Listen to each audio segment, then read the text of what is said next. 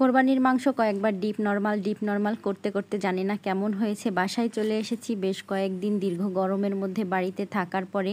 বাসায় এসেই কোনো রকমে বাসায় ঢুকে ঘরটা পরিষ্কার করে ঝেড়ে মুছে দিয়ে বাবুকে নিয়ে ওরা খেলা করতেছে। আমি রান্নাঘরে চলে এসেছি। বাবুও তার পুরনো জায়গা খুঁজে পেয়ে, মানে নিজের বাসা খুঁজে পেয়ে খুবই খুশি। এখানে তো উন্মুক্তভাবে ফ্লোরে খেলাধুলা করে খুবই মজা পায়। বাড়িতে গিয়ে অনেক বেশি বিরক্ত করেছে, তারপর আবার গরম খুব একটা বিরক্ত করেনি বলতে, তার মনের মতন হয়নি। সবাই তো কোলে নিতে চায়, সে একদমই কোলে থাকতে চায় না। মাংস নাকের কাছে নিয়ে গন্ধ শুকে বোঝার চেষ্টা করছিলাম কি অবস্থা। মাংসের কালারটা দেখেছেন, একটু কিন্তু এদিক ওদিক হয়েছে।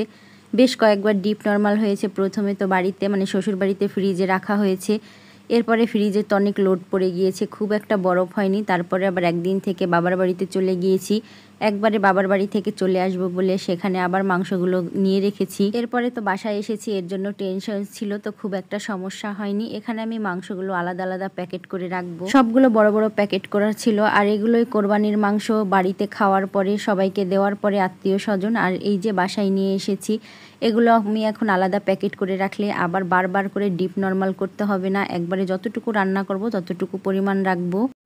অন্য কোনো কাজে আর হাত দিতে পারিনি। কোনো রকম বাবু যে নিচে খেলাধুলা করবে, শুধু ওরটুকুই করতে পেরেছি। এদিকে আপনাদের ভাইয়া ছেলে মানুষ আসলে কোনো কাজেরই না, না এদিকে কোনো কাজ করতে পারে না বাবুকে ঠিকঠাক মতন দেখতে পারে, রোজই দেখছে তাকে। আমি নিশ্চিন্তায় একটু কাজ করতে পারি যদি বাবুর ঠিকঠাক খেয়ালটা রাখা হয়। তো রোজ আবার বুঝতে পারে খুব সুন্দর যে বাবুর কি প্রয়োজন, কি লাগবে। সে খুব একটা কোলে উঠতে চায় না, নিজ দিয়েই খেলা করবে, কিন্তু কিছু সময় পর পর তার একটু মানুষের প্রয়োজন হয়। এখন যে কাজগুলো করতেছি তখন রাত বাজে প্রায় 10টার মতন। এখন এই কাজগুলো করতেছি। খাবার রান্নার কোনো টেনশন নেই, শুধুমাত্র রাইস কুকারে ভাত বসিয়ে দিয়েছি।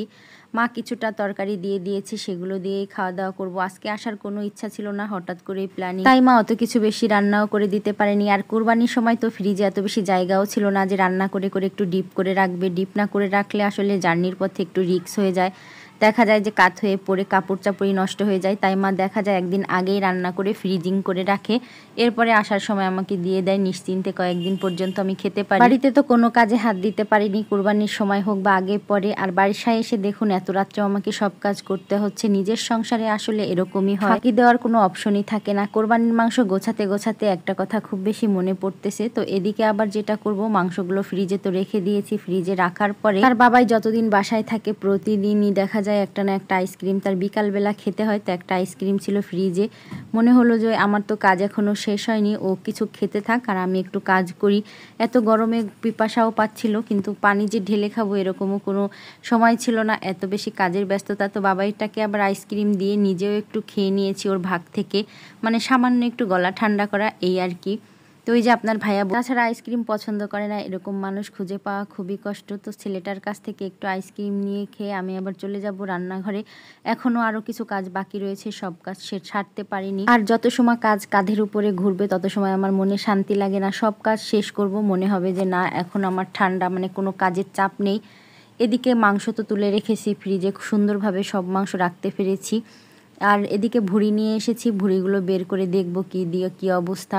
আলাদা কোনো প্যাকেট আর করতে হবে নাকি, একটা প্যাকেট মায়ের দেওয়া আর একটা তো নিজেদের কোরবানির। কিছুটা ভাবি রেখেছে, কিছুটা আমাকে দিয়েছে। আমার নানুর মতন অনেক নানুই হয়তো আসছে, কিন্তু আমার আশেপাশে দেখা আমার নানুই সর্বশ্রেষ্ঠ, তার কথা বললে শেষ হবে না।